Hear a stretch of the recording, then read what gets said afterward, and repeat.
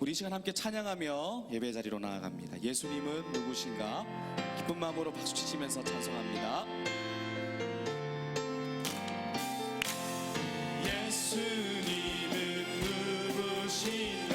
우는 자의 위로와 없는 자의 풍성이며 선한 자의 높음과 잡힌 자의 노임되고 우리 기쁜 예수님은 누구신가?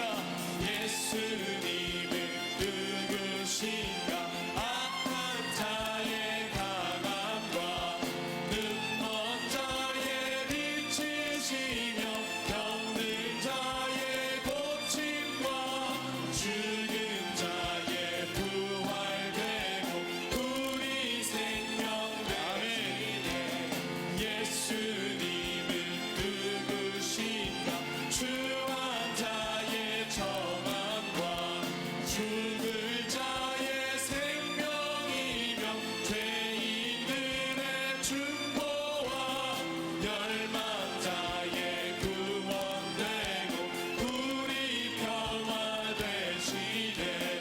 예수님은 누구신가?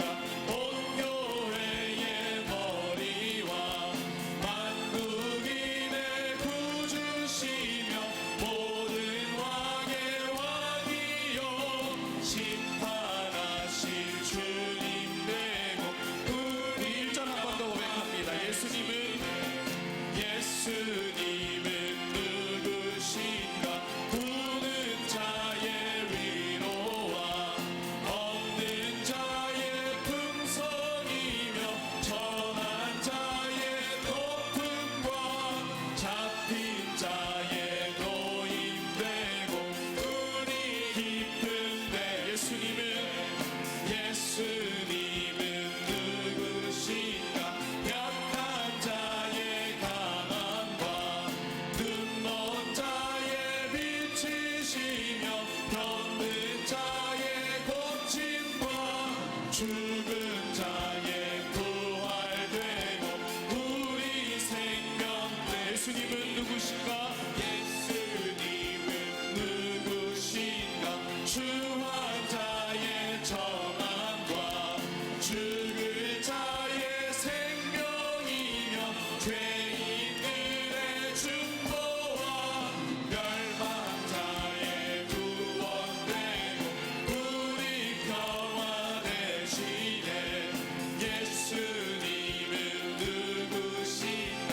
온 교회의 머리와 만국인의 구주시며 모든 왕의 왕이요 심판하실 주님 되고 우리 영광 내 진정 사모하는 친구가 되신 구주 예수님은 아름다워라. 산 밑에 백합하여 빛나는 새벽별 주님 현안이 아주 없도다. 내 마음이 아플 적에 큰 위로 되시며 나 외로울 때 좋은 친구라. 주는 저 산 밑에 백합 빛나는 새벽별 이 땅 위에 비길까. 내 몸의 모든 염려 이 세상 노란땅 나와 항상 같이 하여 주시고 시험을 당할 때에 악마의 계교를 즉시 물리치사 날 지키시네. 아멘. 온 세상 날 버려도 주 예수 안 버려 끝까지 나를 돌아보시니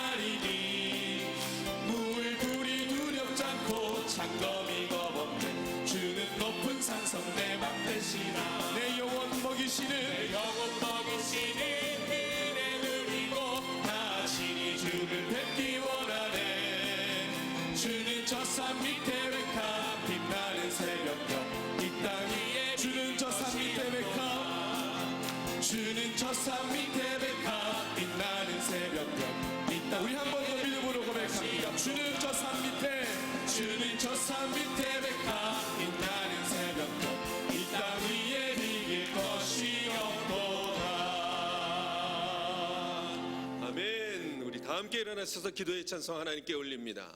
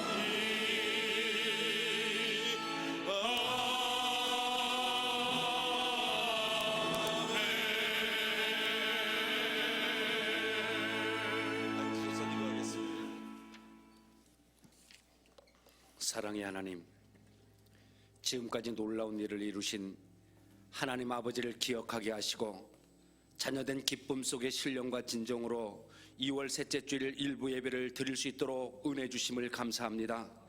우리에게 예담삼을 통해 거룩한 비전을 갖게 하시고 성령 충만함과 담대한 믿음과 순종하여 행할 수 있는 힘 주심을 찬양합니다. 오늘부터 시작하는 15번째 예담삼을 통해 내 인생에서 가장 위대하고 소중한 질문은 바로 예수님의 질문이라는 사실을 깨닫기를 원합니다. 주님의 가치관을 새롭게 배워가는 영적인 시간이 되게 하시고 시간마다 주님 앞에서는 진정한 예배자의 즐거움도 맛보게 하시옵소서. 과연 그 교회의 비전을 이루어가는 거룩한 행진이 되게 하셔서 주님 안에서 풍성한 삶을 누리게 하여 주옵소서. 예수님의 질문을 통해 나를 찾아가는 축복의 시간들 되게 하여 주시옵소서. 너희는 내게 부르짖으며 와서 내게 기도하면 내가 너희를 들을 것이요 너희가 전심으로 나를 찾고 찾으면 나를 만나리라고 말씀하신 하나님, 이제 역사에 거룩한 흔적을 남길 학교를 건축하는 일에 우리 모두가 전심으로 기도하오니 하나님을 영화롭게 사람을 존귀하게 하는 과연 그 교회를 더 분명하게 보게 하여 주옵소서. 담임 목사님과 원로 목사님을 강건하게 지켜주셔서 탁월한 지도력으로 하나님의 뜻을 성취하고 거룩한 영향력을 나타내게 하옵소서. 조국 대한민국을 불쌍히 보시고 국가적 위기 속에서 부르짖는 애절한 기도 소리를 주님 보시고 들으셔서 주님의 분노한 마음을 돌려주시옵소서. 진리의 빛을 비춰주시고 어지러운 전국이 빠른 시간 내에 안정을 찾도록 은혜 내려 주시옵소서. 오늘 말씀을 위하여 세우신 담임 목사님에게 권세 있는 말씀을 온전히 선포할 수 있도록 능력으로 함께하여 주옵소서. 말씀을 듣는 중에 참 평안을 얻게 하시고 연약한 자들이 새 힘을 얻게 하시고 상처받은 영혼들 치유되는 은혜가 있게 하여 주옵소서. 영원한 생명 되신 예수님의 이름으로 기도드립니다. 아멘.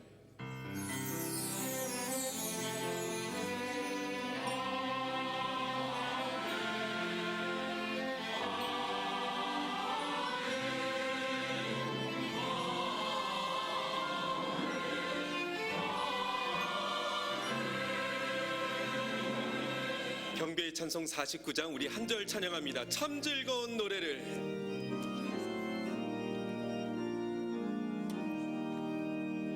참 즐거운 노래를 높이 불러서 이 세상 사는 동안 주 찬양하겠네. 축복의 산에 올라 멀리 바라보니 나 건너갈 요란강 뚜렷이 보이네. 참 아름다운 노래 늘 높이 부르세. 하늘의 소망 주신 주 찬양하여라. 참 아름다운 노래 다 함께 부르세. 하늘의 기쁨 주신 주 찬양하여라.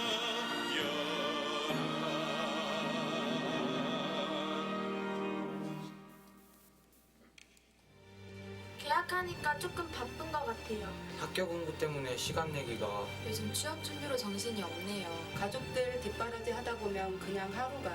밤에 퇴근하면 피곤하죠. 하지만 참여할 겁니다. 나는 장로 난 권사, 난 집사. 우린 참여할 거예요. 수원 안양 사원. 남사면 캄보디아 프놈펜에서도 참여할 것입니다. 난 할머니.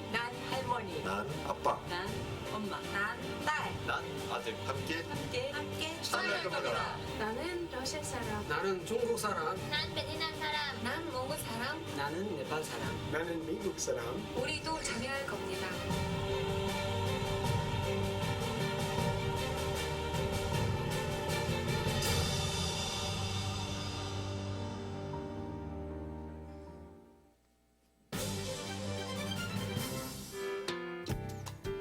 학교 건축 작업이 활발히 진행 중입니다. 현재 기숙사동 지하층과 교사동 1층 골조 공사가 마무리 단계에 있습니다. 독립기초공사와 되메우기가 되면 2월 말 학교 부지 정리가 완료될 예정입니다. 앞으로 1개월에 한 층씩 골조가 올라가 6월 초에는 학교 5층의 모습을 갖출 것입니다. 지난 2월 12일 건축 현장에서 학교 건축을 위해 제일장로회에서 기도해 주셨고 현장 관계자들에게 간식을 후원해 주셨습니다.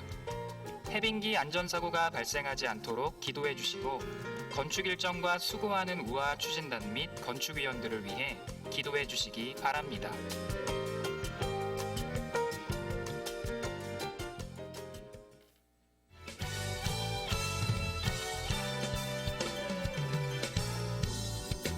다음 세대 부모님들과 담임 목사님이 함께하는 특별한 만남의 시간을 갖고자 합니다. 자녀들을 성경적 가치관으로 세우기 위한 열정과 비전을 세우는 귀한 자리에 함께 마음을 모아 참석해 주시길 바랍니다. 따뜻한 사랑이 담긴 간식도 준비되어 있으니까요. 꼭 함께 하셔서 사랑 넘치는 시간 되시길 간절히 소망합니다. 이달의 추천 도서는 이규현 목사의 가장 위대한 일 기도입니다. 이달의 추천 도서를 읽으시고 감상문을 제출해 주시면 심사를 통해 다음 달 추천 도서를 한 권씩 드립니다. 할렐루야. 날씨가 꽤 쌀쌀한데 일부 예배 참여하신 여러분들 진심으로 환영하고 사랑하고 축복합니다. 여러분 곁에 계신 분들과 함께 다정하게 인사 나누시면 좋겠습니다. 오늘도 따뜻하게 보내시라고, 행복하시라고, 그렇게 인사하면 여러분들은 그러세요. 당신이 옆에 계셔서 참 행복하다고.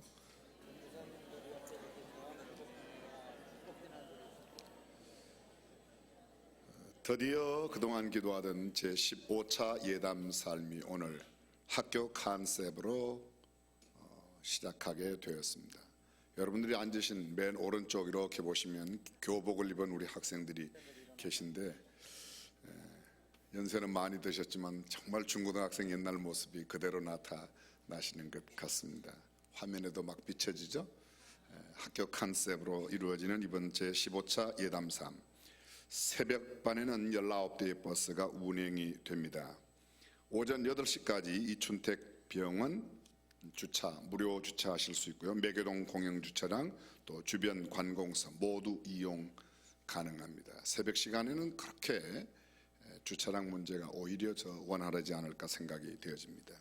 야간반 저녁에 8시 반에 우리가 시작하는데 7시 반 이후부터 이춘택병원 역시 무료 주차가 가능하고 여기 화교 소학교 세류동 입구에 있는 소학교 주차장에도 교동 공영 주차장 예배 시간 동일하게 모두 무료로 주차가 가능합니다. 가능하면 교회 바로 요 옆자리는 장애인들과 노약자들을 위한 자리로 여러분들께서 배려해 주시기를 부탁드리겠습니다. 15차 예담 3 가이드북을 옛날 여러분들이 학교 다니실 때 선생님들이 갖고 다니시던 출석부 모양으로 가이드북을 만들었습니다. 여기 안에 전체 15차 예담 삶의 말씀과 자세한 내용이 다 들어 있습니다. 매일 35쪽, 34쪽에 있는 출석 도장 찍는 곳이 있는데 맨 뒤에 보시면 이렇게 회수권처럼 되어 있습니다. 학생 100원 이렇게 되어 있는 이 회수권을 한 장씩 뜯으셔서 뒤에 이름을 적으시고 내시면 출석부에 도장을 찍어드립니다. 이름 쓰시기가 어려우신 분들은 그냥 뜯어내시면 되는데 가능하면 여러분들이 함께 협력해 주시기를 부탁드리겠습니다. 회수권 왜 내는가? 그 내 이름하고 전화번호 알아서 뭐 하려고 그러는가? 다른 데 전혀 쓰지 않고요. 매일매일 여러분들이 내신 회수권을 그날 추첨해서 예배 예담삼 끝나는 시간마다 저 화면에 보게 되면 오늘 상품 받아가실 분들 추첨을 해서 이렇게 이름을 제기합니다. 상품은 별거 아닙니다. 그냥 빨아먹는 거, 씹어먹는 거, 녹여먹는 거 뭐 이런 것들 하나씩 드릴 예정인데 그래도 아마 정말 재미있게 될 것입니다. 지금 이 예배당 분위기를 저희들이 데코레이션을 교회 학교 교실처럼 그렇게 했습니다. 이렇게 양옆에 보시면 거푼이 있죠? 예, 여러분들 왼쪽에 있는 거푼을 한번 보십시오. 왼쪽에 거푼 함께 한번 해볼까요? 예, 오늘 여러분들 모두 입학하셨는데 이제 설교 끝날 때 입학식을 간단하게 할 겁니다. 그러면 여러분들 무사히 꼭 졸업하시기를 부탁드리고 우리 현재 좀 어려운 가운데 있는 노숙 형제 자매들도 꼭 함께 하시면 이번에 기념품도 멋진 기념품이 준비되어 있고 또 드실 만한 간식도 아침마다 드리고 그랬습니다. 자, 오른쪽에 있는 거푼 한번 읽어보겠습니다. 지금 자면 꿈을 꾸지만 예담삼 나오면 꿈을 이룬다. 여러분의 꿈을 이루는 예담 삶이 될 수 있기를 간곡히 부탁드리겠습니다. 여러분들의 기도 하나님의 은혜 가운데 저희 단기 선교팀이 지난 화요일까지 캄보디아 단기 선교를 모두 마쳤습니다. 저 외에 99명, 저까지 꼭 100명이 다녀왔는데 현재 2명은 현지에서 앞으로 한 주일 더 한 달간 단기 선교를 하고 돌아올 예정입니다. 우리 교회 청년부 내에서 어저께 또 단기 선교 3개월 코스로 중국으로 떠난 형제와 자매들이 있습니다. 현지에 있는 선교사님들 위해서 여러분들 계속 기도해 주시기를 부탁드리겠습니다. 한 가지만 더 예담상과 관련해서 드리겠습니다. 어린아이들 또 고등학생까지 이번 예담 삶에 포토존 사진 찍는 난을 만들어 놓았습니다. 8가지 사진을 찍어서 하루에 한 가지씩만 찍을 수 있는데 8가지를 다 찍어서 미션을 완주하는 분에게는 선물은 안 해놨네요. 연필을 요새 새로 미니 세트로 연필 아주 친환경적인 미니 세트 연필을 드리려고 합니다. 어떤 장로님이 그 연필을 보고 매우 탐내시면서 나도 참여하면 드리겠냐고 그러는데 조금 때가 늦으셨어요. 장로님 되시기 전에 학생 때 하셔야 되는데 그러나 혹시 또 모르겠습니다. 마음의 감동이 생기면 또 어린아이들을 위한 서프라이즈 용돈도 나눌 계획을 갖고 있습니다. 여러분들 15차 예담삼 지금 참여하기로 작정하신 분이 약 한 4,900명 정도가 신청을 했는데요. 한 100명만 더 하면 5,000명 될 것 같습니다. 여러분들 꼭 함께 참여하실 수 있기를 부탁드리겠습니다. 나머지 모든 소식 주보를 참고하여 주시고 오늘 일부 예배 처음 나오셨거나 오랜만에 나오신 분 이 시간 저희들 환영하겠습니다. 밝고 환한 표정으로 축복성 가운데 환영합니다.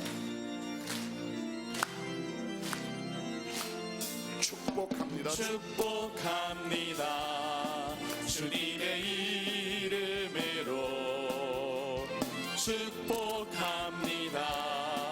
주님의 사랑으로 이곳에 모인 주의 거룩한 자녀에게 주님의 기쁨과 주님의 사랑이 충만하게 넘치기를 축복합니다. God bless you. God bless you. 축복합니다. 주님의 사랑으로 God bless you. God bless you. 축복합니다. 주님의 사랑으로. 뜨거운 박수로 환영해 주시면 감사드리겠습니다. 준비하신 예물 하나님께 봉헌합니다.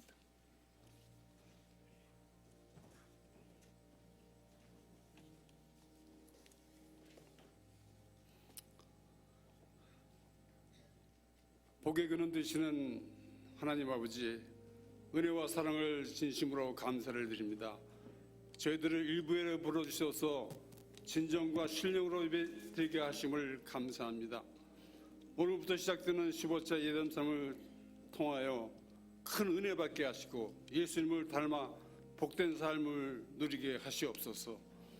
이 시간 베풀어 주신 사랑과 은혜에 감사해서 정성껏 준비한 예물을 드리고자 합니다. 드리는 손길을 기억해 주시고 드려진 예물이 쓰여지는 곳에 하나님의 큰 영광만 드러나게 하시옵소서. 주 예수님의 이름으로 기도하옵나이다. 아멘.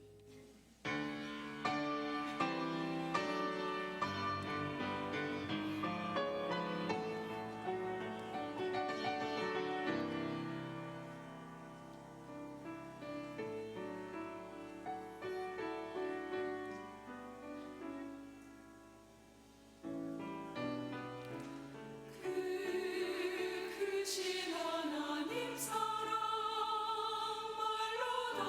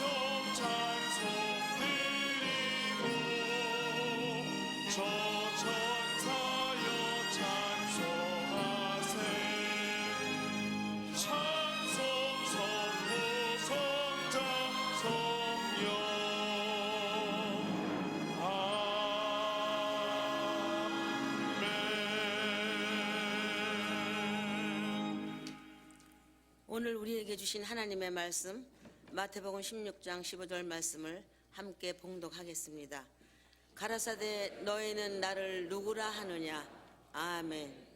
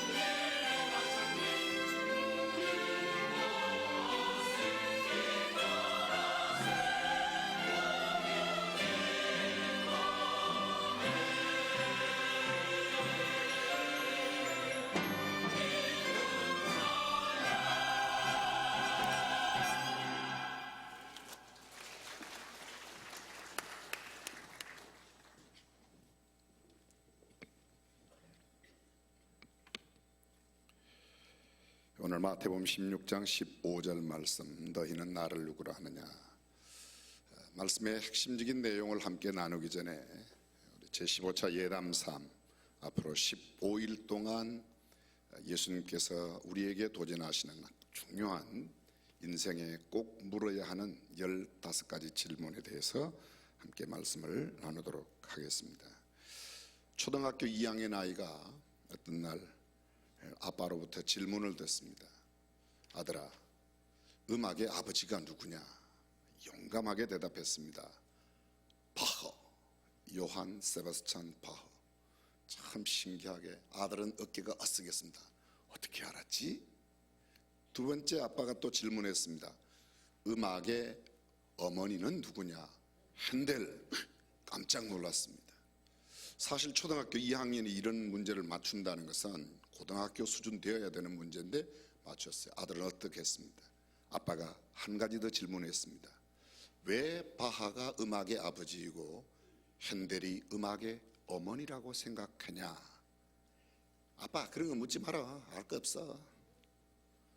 여러분 무엇을 느낍니까? 여러분은 혹시 여러분도 다 아실 겁니다. 음악의 아버지 바하, 음악의 어머니 핸델.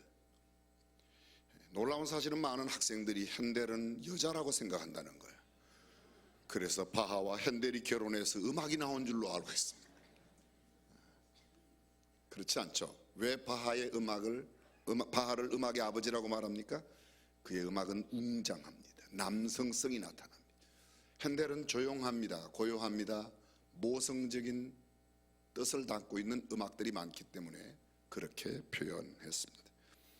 질문은 참으로 위대합니다. 질문 없는 정답은 존재할 수 없기 때문입니다. 그러므로 질문은 정답의 어머니입니다. 정답 인생을 살려면 올바른 질문을 던지고 살아야 합니다. 대부분의 대한민국 사람들은 모르면 혼나고 틀리면 매맞고 야단 맞는 삶을 살아온 게 사실입니다. 따라서 질문 포비아, 소위 질문에 대한 두려움과 공포 내지는 병적인 여러 가지 질문을 회피하는, 근래 봐도 그렇습니다. 대정부 질문을 봐도 그러하고 무슨 경찰의 신문 조서가 그러하고 대부분 묻고 대답하는 분위기가 그렇게 좋은 이미지로 우리에게 와 있지 않습니다.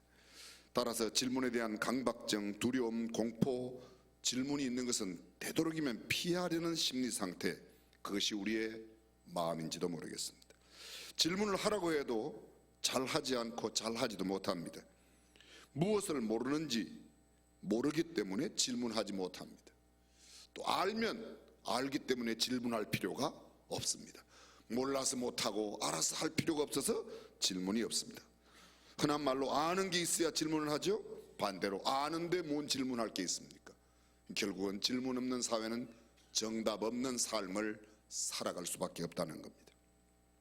질문을 가장한 인신공격도 있습니다. 교만함과 자만심이 가득하고 지적 허영심이 많은 사람들이 이런 경우를 많이 만들어냅니다. 누가 누구에게 질문하는 것도 중요하고 언제 어디서 무엇을 어떻게 왜 라는 질문의 가장 기본입니다. 왜 그 질문을 하느냐, 질문의 의도나 목적, 동기, 배경 등이 중요합니다. 이런 것들에 따라 오답이 나올 수도 있고 정답이 나올 수도 있기 때문입니다. 용기를 북돋을 수도 있고 좌절과 절망을 갖게 할 수도 있습니다.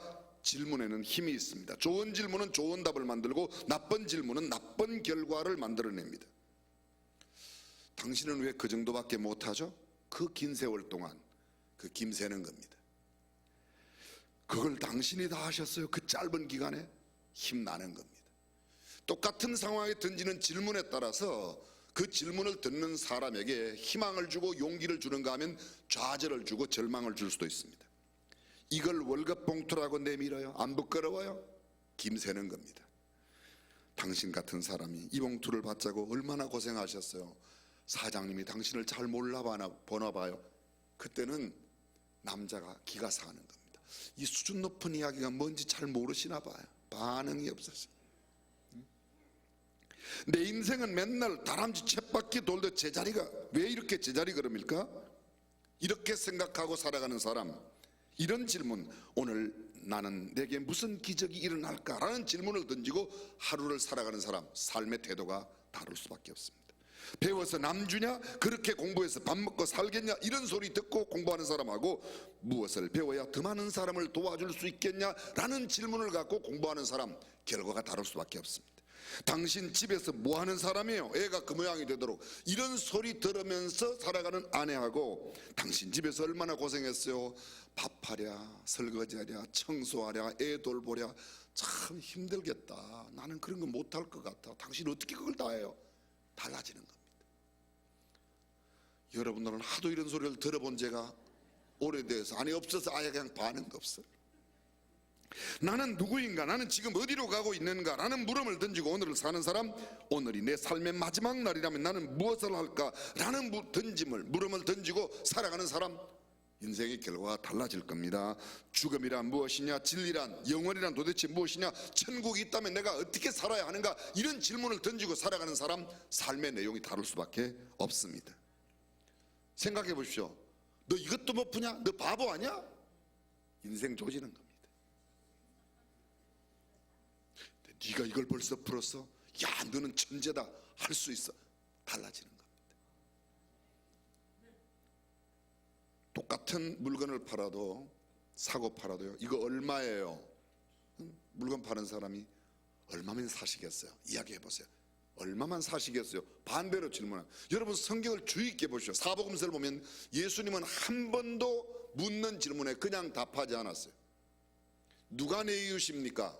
네 생각에는 누가 이웃이라고 생각하냐? 뭘 해야 영생을 얻겠습니까? 율법에 뭐라고 써있느냐? 언제나 예수님은 반어법으로 질문을 던지셨습니다. 그리고 그 질문에 대한 대답을 듣고 또 질문하십니다. 끝없는 질문이 인생의 해답을 만들어 냈다고 해도 결코 지나친 말이 아닙니다. 좋은 질문에 6가지 유형이 있습니다. 단순하지만 강력한 직접 질문, 정보의 정확성을 간파하는 확인 질문, 상대방의 마음을 열게 하는 질문, 상대방의 생각이나 능력, 자존심, 실력을 드러낼 수 있는 기회를 제공하는 질문, 상대방에게 생각을 하게 하는 그런 질문, 완전한 정보를 얻기 위한 연속적인 질문, 좋은 질문들입니다. 나쁜 질문이 있습니다. 진실한 정보를 가로막는 유도 질문, 질문의 본질을 흐트리는 부정형 질문, 정보의 가치를 떨어뜨리는 모호한 질문, 두세 가지 질문을 동시에 던져 복잡하게 만드는 질문은 좋지 않은 질문들입니다. 여러분, 가끔 국회 청문회 하는 거나 또 법정의 내용들을 이렇게 중계하는 장면을 보면 어떤 분은 정말 예리하게 질문을 던지는가 하면 어떤 사람은 저 질문을 왜 하고 있냐, 이 중요한 시간에 그런 생각이 들 때가 있죠. 오직 주의 말씀 보느라고 그런 거 보는 시간은 없나 봐요. 가장 보편적이며 일반적인 질문이 바로 OW이래, 누가 언제 어디서 무엇을 어떻게 왜, 소위 기사 내용, 정확한 정보를 주는데 매우 중요한 요소이기 때문에 그렇습니다. 세계적인 호텔 체인 메리어트 호텔에 회장했던 빌 메리어트는 이렇게 말합니다. 나는 자네 생각은 어떤가? 라는 질문의 힘을 굳게 믿는다. 이 질문은 기적을 일으킨다. 사실 어쩌면 이 세 마디야말로 사업을 하는데 가장 중요한 말일지도 모른다. 한치의 혀로 사람을 살린다는 촌철 활인을 깊이 생각하며 살아야 된다는 뜻입니다. 질문은 사람을 바꿉니다. 질문 하나가 직원을 주인으로 만듭니다. 답을 쉽게 얻는 질문, 좋은 질문이 아닙니다. 고민하게 만들고 염려하게 만들어서 그 가운데 담겨진 진리를 캐내게 하는 질문, 그런 좋은 질문이 있습니다. 정답을 찾는 대신 올바른 질문을 찾는 것이 어쩌면 더 우선되는지도 모르겠습니다. 우리의 예담3 제15차는 예수님의 질문, 인생에 반드시 물어야 하는 예수님의 질문 가운데 15가지를 함께 생각하려고 합니다. 여러분, 예담 삶을 시작한 것이 언제죠? 그냥 잘 모르면 오래전에 시작했다고 그러시면 됩니다. 2009년 2월 1일부터 20일 동안 처음 예담 삶을 저희들이 시작하고 어느덧 15차에 이르렀습니다. 예담 삶의 핵심 내용은 이것입니다. 내게는 가득한데 예수님께 없는 것들을 다 비워내고, 예수님께는 가득한데 내게 없는 것을 채워 넣어서 예수님의 성품대로 살아가는 삶, 그것을 한마디로 예담 삶이라고 말할 수 있습니다. 그래서 최초에 저희들이 예담 삶을 위한 나침반 맞추기, 그 다음에 승리를 위한 준비, 만남, 성령님과 함께 이렇게 해서 각 주제별로 벌써 14번째 지나고 15번째 내 인생의 가장 소중한 질문, 예수님의 질문을 함께 생각해 보려고 하는 겁니다. 은혜 받고 예수님께 어떤 질문을 우리가 들었는지 그 질문에 대한 해답을 찾으면서 이 시간을 계속해 보고자 합니다. 과연 우리가 묻지 않으면 안 되는 질문이 무엇인지를 알아보고, 주제가 매우 재미있을 것 같지 않습니까? 이거 그래, 맞아, 내가 뭘 묻고 살아야 되는가, 굉장히 의미 있는 시간이 되리라고 생각합니다. 기대가 됩니다. 지나치게 철학적이면 사변적인 질문보다는 우리의 실제 생활에서, 아니 우리 신앙생활에서 이것만큼은 적어도 반드시 물어야 하고, 내 생활 속에 이런 물음이 내 삶을 변화시키는 그런 물음들을 저희들이 함께 생각하면서 15차 예담 삶을 앞으로 15일 동안 진행하려고 합니다. 오늘 첫 번째 질문, 예수님께서 너희는 나를 누구라 하느냐라는 질문입니다. 내 인생의 가장 소중한 질문, 예수님의 그 질문은 너는 나를 누구로 알고 살고 있냐, 너희는 나를 누구로 하느냐는 말은 다른 말로 말하면 이런 말입니다. 너는 나를 누구로 알고 대하느냐, 살고 있냐라는 것입니다. 본문의 배경을 잠깐 설명하면, 어떤 날 예수님께서 제자들과 함께 가이사랴 빌립보, 가이사랴는 지박 이름입니다. 예전에 어떤 황해도 목사님께서, 황해도는 그 개를 가이라고 그랬다면서요? 그래서 예수님이 어떤 날 가이 사러 가시다가 제자들에게 물었다고, 개 사러 가다 물으셨다고 그렇게 했대는데, 가이사랴 빌립보, 지금 현재 이스라엘의 최북단이 바로 이 가이사랴 빌립보 지입니다. 헬몬산 바로 아래 있는 그곳입니다. 그곳에서 물었습니다. 사람들이 인자를 누구라 하느냐? 제자들이 대답합니다. 더러는 침례 요한, 더러는 엘리야, 더러는 예레미야, 더러는 이사야, 어떤 사람들은 선지자 중에 하나라고 합니다. 제자들에게 너희는 나를 누구라고 그러냐? 시몬 베드로가 대답합니다. 주는 그리스도시요 살아계신 하나님의 아들이십니다. 너희는 나를 누구라? 라는 물음에 대한 베드로의 대답, 주는 당신이라고 말하지 않고 주라고 부릅니다. 사랑하는 성도 여러분, 여러분은 예수님을 누구로 알고 계십니까? 여러분은 예수님을 누구라고 부르십니까? 여러분은 예수님을 어떤 분으로 인식하며 살고 계십니까? 내가 맞이하고 있는 나의 상대가 되는 사람을 무엇으로 어떤 존재로 인식하느냐는 나의 삶의 태도와 행동을 완전히 바꿔놨습니다. 내가 나의 상대를 누구로 대하느냐, 내가 나의 상대를 어떻게 인식하느냐, 내 모든 삶의 양식과 태도, 가치관을 완전히 바꿔놓습니다. 내가 나의 상대를 어떻게 부르느냐, 친구로 아느냐, 애인으로 아느냐, 아내로 아느냐, 전혀 달라집니다. 처음에는 그냥 친구였다가, 그 다음엔 애인이었다가, 그 다음엔 남편이 되거나 아내가 되었을 때 우리의 태도가 달라지는 겁니다. 나의 상대를 친구로 알고 부를 때 다릅니다. 호칭부터 다릅니다. 행동이 달라집니다. 태도와 언어, 모든 삶이 달라집니다. 친구 정도라고 부를 때는 그저 커피 함께 나눕니다. 가끔 밥 한 번 먹습니다. 애인이 되면요, 값진 선물도 줍니다. 아깝지 않습니다. 시간을 함께 많이 보내고 싶어 합니다. 여러분들은 지금 전혀 경험이 없는 새로운 달에서 온 사람 같아요. 지금. 어떻게 표정이 그렇게 하고 살 수가 있습니까? 아내가 되면 어때요? 남편이 되면 함께 같은 집에서 살아갑니다. 함께 잠자리를 하고 아이를 낳습니다. 전혀 삶의 내용이 달라지는 겁니다. 내가 예수님을 누구로 아느냐, 예수님께서 이렇게 너희는 나를 누구로 알고 사느냐 이렇게 질문하는 겁니다. 이 질문에 대한 우리의 대답이 우리의 삶을 결정. 지금 우리의 신앙의 태도는 내가 주님을 어떤 존재로 대하고 있느냐의 결과입니다. 내가 나의 상대를 친구라고 부를 때 친구입니다. 내가 나의 지금 상대를 피의자로 조사를 할 때 달라집니다. 내가 나의 상대를 지금 현재 나는 법관이고 상대를 피의자 재판하는 자리에 두고 나면 전혀 달라집니다. 반대로 내가 나의 옆에 있는 사람 나의 법관이라고 생각하고 내가 피의자에 서 있다면 태도가 달라지는 겁니다. 누구로 생각하느냐가 내 생각, 내 태도, 내 행동, 아니 모든 것이 달라집니다. 사랑하는 성도 여러분, 다시 한번 여쭤봅니다. 여러분들은 예수님을 누구로 알고 계십니까? 오늘 누구로 알고 예배당에 나오셨습니까? 어떤 분으로 알고 계십니까? 성경은 우리 주 예수 그리스도라고 말합니다. 우리 주, 나의 주 예수 그리스도, 주 우리 하나님, 주라는 표현이 수백 번 거듭나고 있습니다. 예수님을 정말 주님으로 알고 계십니까? 그렇게 믿으십니까? 그렇게 대하고 계십니까? 조금 더 생각해 보겠습니다. 여기 주님이라고 말할 때 두 가지 의미가 있습니다. 첫 번째, 주님이라고 말할 때 그 주님은 Lord라는 그 주님은 첫 번째 구세주라는 뜻입니다. 구세주, 나를 죄악 가운데서 건져내었다, 지옥의 형벌로부터 나를 구원해냈다. 그럴 때 내가 그분을 주님이라고 부르는 겁니다.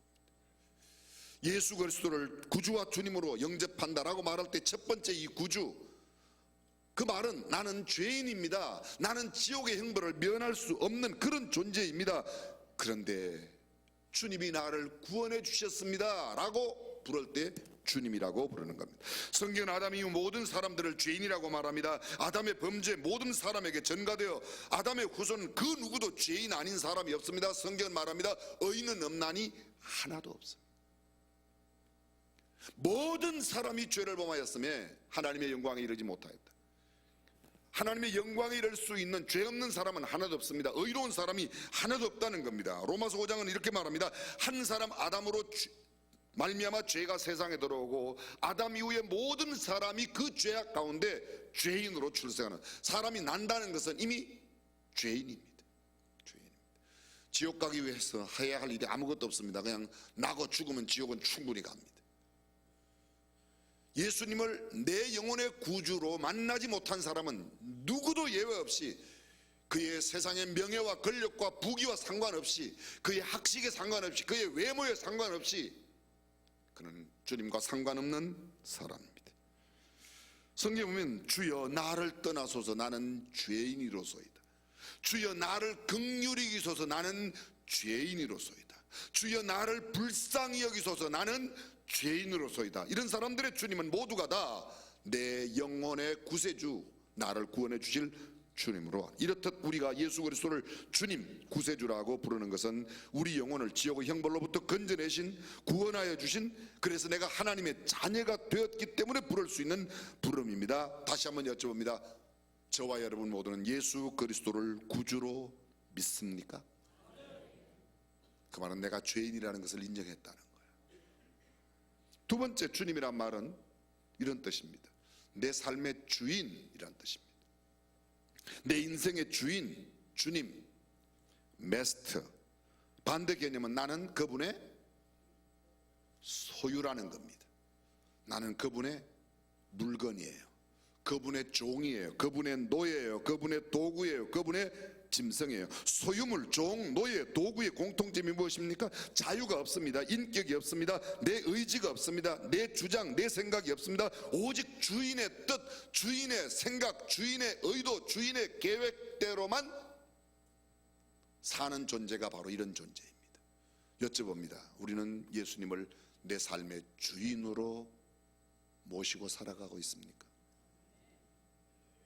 원하느냐고 묻는 게 아니고 살고 있냐고 여쭤보는 거예요. 살고 있어요? 내가 내 인생에 내가 주인이라고 살아가는 게 얼마나 많은지 몰라요. 정직하게 말해서 우리는 그 삶을 잘 살지 못해요. 주님 뜻대로 산다고, 주님 뜻대로 살기로 했네. 그 뒤에 보면 괄로 열고 꼭 들어서 뻥으로 입으로만 살지 주인으로 모시고 살지 않는, 내 인생의 모든 결정을 내가 합니다. 하나님 앞에 여쭤보지 않습니다. 하나님의 뜻 묻지 않습니다. 그리고 내가 내 인생을 내 마음대로 살아갑니다. 그리고 또 주님이라고 말하는 겁니다. 성경에 하나님은 우리를 하나님의 자녀라고 부르신 적이 있습니다. 너희는 나의 후사다. 내 모든 소유를 너희에게 물려주겠다. 아주 놀라운 특권을 우리에게 주셨다. 예수님은 우리를 너는 나의 친구라 그렇게 불러주셨어요. 근데 예수님은 어떤 경우, 이런 경우 말고 너는 내 것이라, 하나님께서 이렇게 말씀하세요. 너는 내 것이라고 말합니다.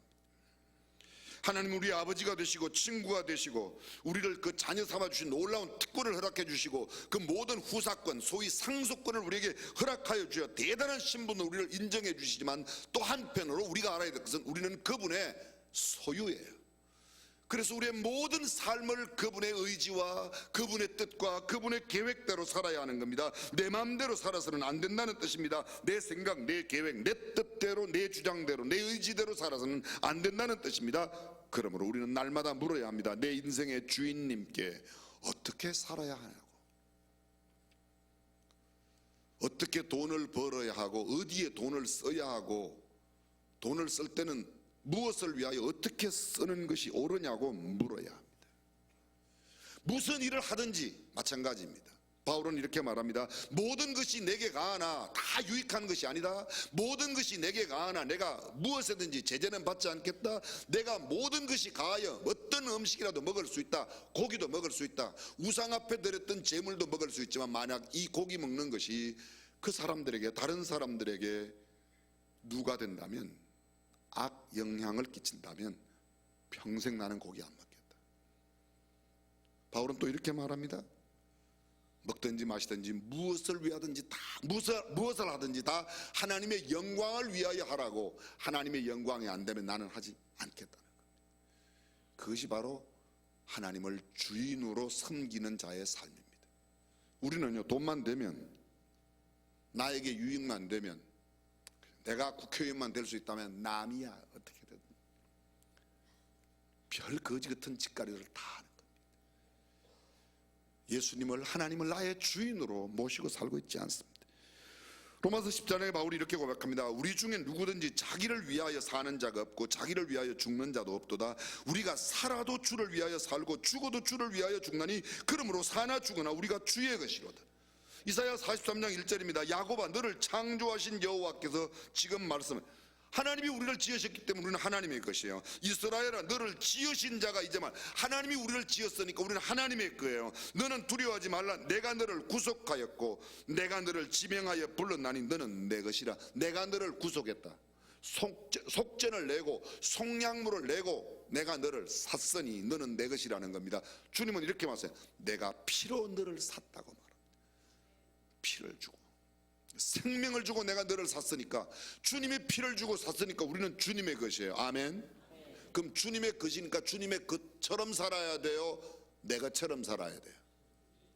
그럼 지금 내 것처럼 살고 있어요, 주님 것처럼 살고 있어요?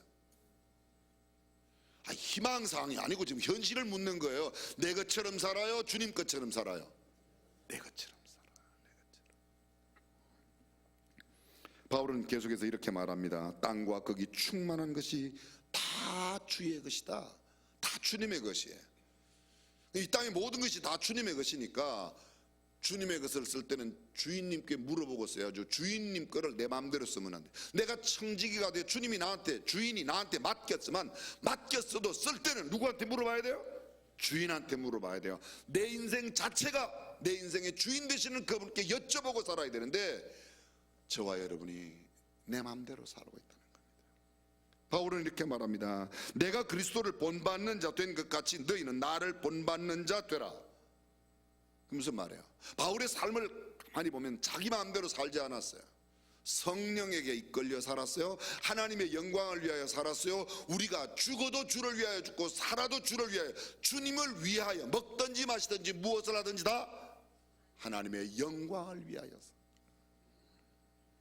예담삼 버전으로 이 구절을 바꾸고, 내가 그리스도 예수를 닮으려고 살았던 것처럼 너희도 예수 그리스도를 닮으려는 삶을 살아라, 그런 말이죠. 바울의 일생을 보십시오. 바울의 일생은 모두가 다 40에 하나 감한매를 5번 맞고, 형제의 위험을 당하고, 이방인의 위험을 당하고, 강도의 위험을 당하고, 광야의 위험을 당하고, 강의 위험을 당하고, 바다의 위험을 당하고, 3번 파선하여 깊음 가운데 일주야를 지냈다. 수없이 많은 고난과, 그런데 주님을 위하여 그렇게 살았다는 겁니다. 1380년에 태어나 1471년 91세를 살고 떠난 토마스 아켐피스, 그분이 쓴 유명한 책 이미타티오 크리스티, 이미테이션 오브 크라이스트, 그리스도를 본받아로 번역된 아주 기독교의 고전입니다. 그 내용이 무엇이죠? 예수 그리스도를 본받는 삶이 도대체 뭐냐, 우리 교회 버전으로 바꾸면 예다는 삶이란 도대체 뭐냐를 이야기하고 있는 겁니다. 저는 마지막으로 내 삶의 주인이신 이 주님을, 예수님을 나의 인생의 주인으로 살았던 한 사람 이야기를 하고 말씀을 맺으려고 합니다. KT 데이비스, 미국의 테네시주 내시빌 출신입니다. 다복한 가정에서 태어났습니다. 사랑을 듬뿍 받으며 성장했습니다. 2007년 그는 고등학교를 졸업하였는데, 그녀는 졸업 후 우간다에서 1년 동안 봉사합니다. 물론 이전에 이미 그의 삶에 놀라운 변화가 있었습니다. 그녀의 삶을 간단하게 정리하면, 처녀의 몸으로 14명의 아이를 입양해서 19살부터 아이를 입양하기 시작하고 23살 때 모두 14명을 입양합니다. 지금 현재 그는 29살의 나이로 여전히 우간다에서 처녀의 엄마, 처녀 엄마로 살고 있습니다. KT는 하나님 아버지를 깊이 사랑하고 그분의 말씀을 순전하게 믿으며 전하는 하나님의 딸이다. 주님께서 사랑하시는 영혼들에게 자신이 믿은 큰 사랑을 전하고 싶은 열정으로 맡겨주신 모든 일들을 기쁘게 감당하고 있다. 풍족한 환경, 보장된 미래, 남들이 부러워하는 모든 삶의 조건들을 뒤로 한 채 하나님의 부르심에 순종하여 아프리카 유간다로 떠난 그녀의 선택은 오늘을 살고 있는 미국 사회 사람들에게 신선한 충격을 주며 반항을 일으키고 있다. 시대의 귀감으로 주목받고 있는 KT 데이비스, 예수님 때문에 인생을 망친, 정말 망친 건지 한번 들어보십시오. KT 데이비스, 그는 학교의 회장이었습니다. 그 학교의 퀸카였습니다. 공부도 1등 했습니다. 꽃미남의 남자친구가 있었습니다. 그가 신은 신발은 명품 브랜드의 신발이었습니다. 잘 빠진 노란색 스포츠카가 이미 고등학교 때 그의 소유로 되어 있었습니다. 자식을 위해서라면 못할 게 없는 부모님을 가지고 있었습니다. 그런데 예수님을 향한 못 말리는 그의 사랑이 나로서도 어쩔 수 없게 만들었다고 고백하며 그는 유간다로 가게 됩니다. 예수님을 사랑하면서부터 나의 계획, 나의 꿈, 나의 비전, 그리고 나를 향한 여러 사람들의 계획은 틀어졌다. 그 어떤 사랑과도 좋게 비교할 수 없는 사랑이 내 안에서 꿈틀거렸고 그 사랑이 나를 새로운 삶으로 이끌었다. 16번째 생일날 부모님께 평범치 않은 일을 하겠다고 처음으로 진지하게 말씀드렸다. 그날 부모님은 내가 제일 좋아하는 식당에서 내가 제일 좋아하는 초밥을 사주셨다. 내가 심각한 이야기를 꺼내기 전까지 분위기는 정말 화기애애하였다. 고등학교를 마치고 대학교 가기 전에 1년 정도 선교 여행을 떠날까 해요. 이 말은 훈훈한 그날의 분위기를 금방이라도 얼어붙을 것처럼 만들었다. 즐거운 대화는 순간 막을 내리고 마치 시간이 멈추는 듯 침묵이 흘렀다. 수분이 지나서야 아빠 엄마는 그 충격에서 헤어나오셨다. 다행히 부모님은 무조건 반대하지 않고 생각해 보겠다고 말씀하셨다. 그러나 나는 이미 내 꿈이 옳다고 굳게 믿고 있었다. 마음의 준비는 다 되어 있었다. 그렇다면 부모님을 설득하는 것은 내가 아니라 하나님 몫이었다. 그 후 18개월 동안 인터넷 검색창에 고아원이란 단어를 쳐서 자원봉사처의 기회를 찾기 시작했다. 고등학교 3학년 개학일이 다가올 무렵 인터넷에서 찾은 몇몇 고아원의 자원봉사 신청서를 냈다. 2006년 9월달 그는 고등학교를 시작하는데 그해 12월 흥분하여 부모님께 말씀을 드린다. 드디어 내가 봉사할 그 고아원을 찾았다고. 부모님은 반대하지 않고 방학 때 다녀오라고 허락해 주셨다. 물론 두 분은 내가 죽도록 고생하고 나면 제풀에 꺾여 나가 떨어지리라는 그런 계산에서 허락하신 것이었다. 우간다의 고아원에서 내린 내건 조건은 하나뿐이었다. 어른과 함께 와야 된다고. 아무도 크리스마스 휴가를 그와 함께 3주간 동안 아프리카에서 보낼 사람은 없었다. 그는 엄마를 간청하여 엄마와 함께 갔다. 아무리 봐도 내 열정은 지나가는 소나기는 아니었다. 그렇게 3주간을 다녀온 뒤 고등학교를 졸업하고 다시 이야기해요. 아빠 엄마 1년간만 대학 1년만 뒤에 가겠다. 그때 그 나이가 19살입니다 2006년 12월 달에 다녀왔던 그 3주간은 그의 삶을 완전히 바꾸어 놓았습니다. 그렇게 해서 졸업하고 나서 19살 나이에 그는 아프리카 유간다로 단기 선교를 떠납니다. 그는 그곳에서 유간다라는 나라와 함께 사랑에 빠지고 살게 됩니다. 고아원에서 아이들을 돌보는데 어떤 날 아그네스, 메리, 스코비아라는 세 자매가 자기 집에 와서 함께 살아요. 자기가 만든 그곳 봉사처에 집이 꽤 큰 게 주어져서 아이들이 함께 와서 살고 있는데 모두가 9살, 7살, 5살. 막내 스코비아 5살짜리가 어느 날 이 KT 데이비스에게 무언가 말을 하려고 하다가 자꾸 주저거립니다. 잠시 맡았던 아이지만 뭔 말을 하려고 그러는가 물어보았더니 이 아이가 5살 아이가 이렇게 말하는 거야. 엄마라고 불러도 돼요? 엄마라고 불러도 돼요? 그래서 그가 낸 책이 엄마라고 불러도 돼요. 3월달 우리 교회 주차선인데 미리 제가 서점에 갖다 놨어요.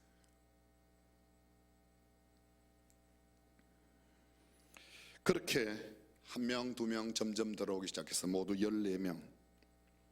그는 아프리카 유간다의 어려운 아이들, 고아들을 향한 예수님의 눈물을 보고 더 이상 유간다를 떠나지 못합니다. 1명, 2명, 14명의 엄마가 되었으니 떠나지도 못합니다. 잠시 그 부유한 미국 땅에 들려갈 뿐 그는 다시금 아프리카로 돌아가 지금도 아프리카에 살고 있습니다. 그의 집 어린아이들, 어린 천사들, 그는 늘 그 자녀들을 딸만 14명을 입양했는데요, 호적에 직접 올렸어요. 그래가지고 그 14명의 아이를 자기 집 천사라고 말하는데 우리 집 천사는 나를 엄마라고 부른다. 많은 아이들 모두가 다 나를 엄마라고 부른다. 내가 돌보는 가엾은 기아와 헐벗은 가운데 있는 400명의 아이들도 나를 엄마라고 부른다. 하도 많은 사람들이 나를 엄마라고 부르니까 마을 어르신들도 나를 엄마라고 부른다. 마을 주민도 엄마라고 부르고 주차요원도 엄마라고, 의사도 간호사도 가게 점원도 나를 엄마라고 부른다. 선생님도 나를 엄마라고 부른다. 비포장 흙길을 달릴 때 흔들리는 차 안에서 내 마음속 내 머릿속에는 엄마라는 단어가 사라지지 않는다. 딸들이 학교에서 돌아오면 엄마라고 부른다. 기쁠 때도 그들은 나를 엄마라고 부르고 슬플 때도 그들은 나를 엄마라고 부른다. 아플 때에도 건강할 때도 그들은 언제나 나를 엄마라고 부른다. 나는 그렇게 엄마라는 소리를 듣고 들을 때마다 내 심장이 마구 뛰고 감격스러워 견딜 수가 없다. 주님께서 살라고 한 그곳에 살아가는 겁니다. 물론 우리가 다 KT 데이비스처럼 그렇게 살 수는 없습니다. 그러나 적어도 우리의 삶의 한 부분에서 내가 주님을 주님이라고 부른다면 주님의 소유된 사람처럼 살아야 되지 않을까? 그 예담 삶이 아닐까? 주님 오늘도 묻고 계세요. 너희 나를 누구라고 불러? 입으로만 주님이라고 부르지 말고 내 삶의 현장에서 정말 주님이라고 부르는 삶을 좀 살아보라고 말합니다. 이번 15차 예담 삶이 우리를 정말 주님 닮은, 주님이 요구하시는 그런 삶의 자리로 성숙하게 만드는 축복된 기회가 되기를 바랍니다. 삶을 허비하지 마십시오. 인생의 오늘은 다시 돌아오지 못합니다. 15차 예담 삶은 이번에 지나고 나면 다시 돌아오지 못합니다. 교회에서 그렇게 1차부터 벌써 15번이나 이렇게 하는데, 우리 교회만큼 기도회가 많고 우리 교회만큼 이런 사역적인 내용들이 많은 교회가 죄송하지만 얼마나 됩니까? 근데 이렇게 많은데 나는 단지 썬데이 크리스찬으로 주일날 한 번 예배 드리는 것만으로 내가 그리스도인이라고 부른다면 어떤 날 천국 가서 좀 부끄럽지 않겠습니까? 너네 교회 그렇게 기도회가 많았는데 너 몇 번 참여했냐?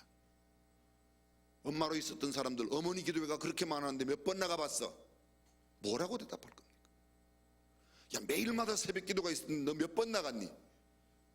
그때 하나님 앞에 창피하지 말고 정말 주님을 주인 삶은 삶을 살아가는 저와 여러분들이 될 수 있기를 주님의 이름으로 축원합니다. 기도하겠습니다.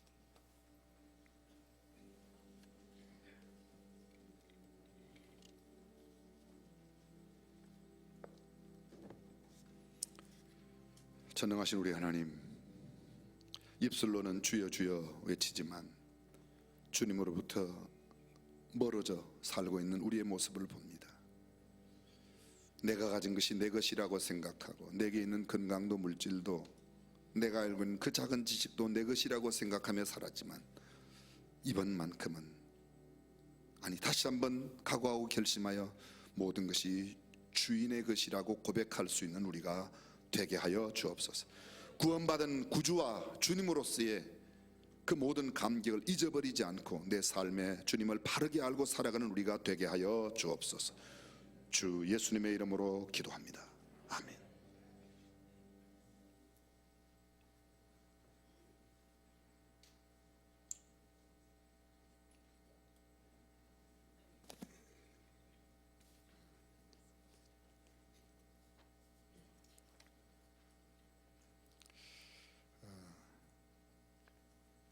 우리 인생은 수없이 많은 질문 가운데 살아가죠.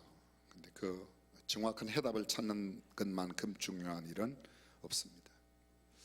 출생에서부터 죽음까지, 아니 죽음 이후에까지 끝없는 질문 우리가 어떻게 좋은 답을 얻으며 살아갈 수 있는가? 좋은 질문이 좋은 대답을 얻는다. 이미 우리는 말씀을 들었습니다. 이제 제15차 예담3 중앙학교 드디어 입학식을 오늘 간단하게 하려고 합니다. 이상한 짓 한다고 생각하지 말고 그냥 재미있게 그렇게 참여해 주시면 좋겠습니다. 반편성도 다 끝났습니다. 각 교구별로 1교구가 1대교구가 1반이고 2대교구가 2반이고 그래서 반장 부반장도 다 뽑았는데 지금 반장 부반장 들어와서 좀 입학식 하는 걸 한번 해보려고 그래요. 종 치고 입장해야 되겠습니다.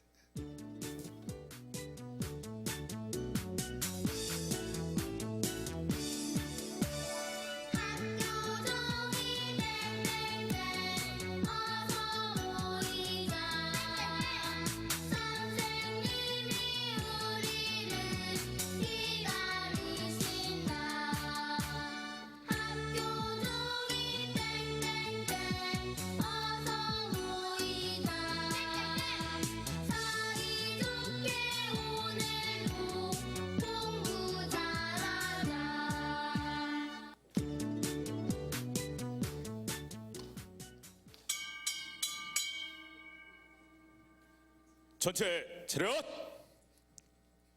열중 쉬어! 차렷!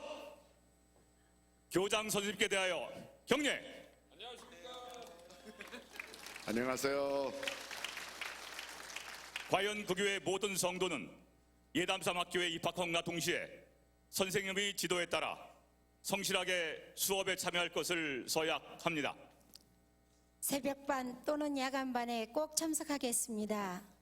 수업 시간에 늦지 않겠습니다. 수업 시간에 떠들지 않겠습니다. 친구가 결석하지 않도록 응원하겠습니다. 제15차 예담 삶을 완주하여 개근상을 받겠습니다. 우리 이 시간에 다 함께 일어나셔서 예담삼 구호를 힘차게 외쳐볼 텐데요. 이번 예담삼 구호는요, 제가 삶의 해답하면 여러분 예수 외쳐주시고, 삶의 중심하면 예수, 삶의 소망하면 예수 외쳐주시면 됩니다. 그러니까 예수, 예수, 예수 하시면 됩니다. 늘 그래왔던 것처럼 바로 해보겠습니다. 두 손을 굳게 잡으시고요. 삶의 해답 예수, 삶의 중심 예수, 삶의 소망 예수. 할렐루야.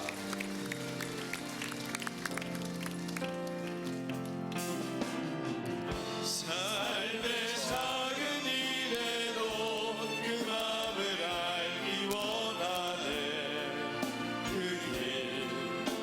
그 좁은 길로 가기 원해. 나의 작음을 알고 그분의 근심을 알며 소망 그 깊은 길로 가기 원하네. 저 높이 솟은 산이 되기보다 여기 오름직한 동산이 되기. 내가 가는 길만 비추기보다는 누군가의 길을 비춰준다며 내가 노래하듯이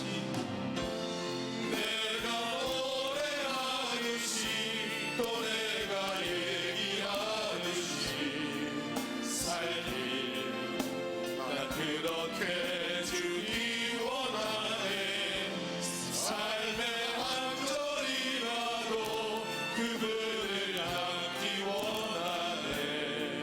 사랑 그 높은 길로 가기 원하네. 좁은 길로 가기 원하네.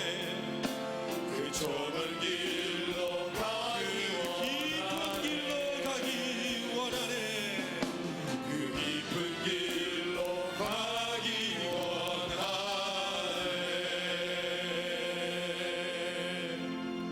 마지막 축도하기 전에 아직도 우리 15차 예담 3 신청하지 하신 분들은 이번에만큼은 꼭 참여해 주시기를 간곡히 부탁드리겠습니다. 기도하겠습니다. 주 예수 그리스도의 은혜와 하나님의 무한하신 사랑과 성령님의 감동 감화 교통 충만하심이 예수님을 닮기를 소원하는 모든 믿음의 성도들, 자녀들, 저들의 생업 그리고 우리 조국 대한민국 위에 영원토록 함께 하시기를 간절히 축원하옵나이다. 아멘.